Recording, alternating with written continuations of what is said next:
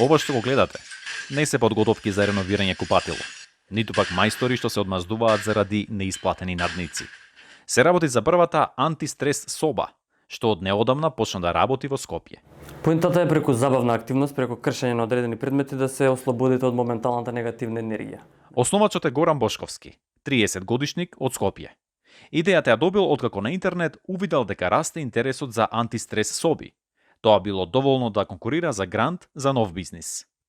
Гледајќи ја тогаш идејата, си реков немаме нешто вакво кај нас во Скопје, во Македонија, и ми изличи многу интересно и зошто да не би го направил јас да бидам, не знам, првиот. Концептот е едноставен. Заинтересираните прво закажуваат термин преку интернет. Откако ќе пристигнат, ги чека заштитна опрема која е задолжителна.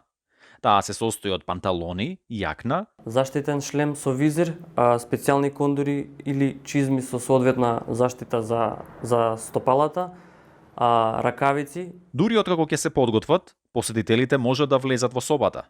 Таму веќе се наоѓаат предметите, уредно наредени врз две буриња. Корисниците кршат стаклени и керамички производи, санитари и плочки, како и веќе стара и рециклирана IT електронска опрема.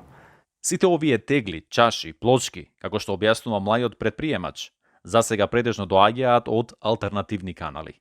Донации од роднини, од пријатели, од предмети што не ги користат по дома и за да не ги фрлат, ми ги даваат на мене, а другите предмети ги набавувам од соработниците со кои што воспоставив контакт уште кога го започнав бизнисот. Гостите во собата наоѓаат најкреативни начини да ги искршат предметите со уродијата што им се на располагање.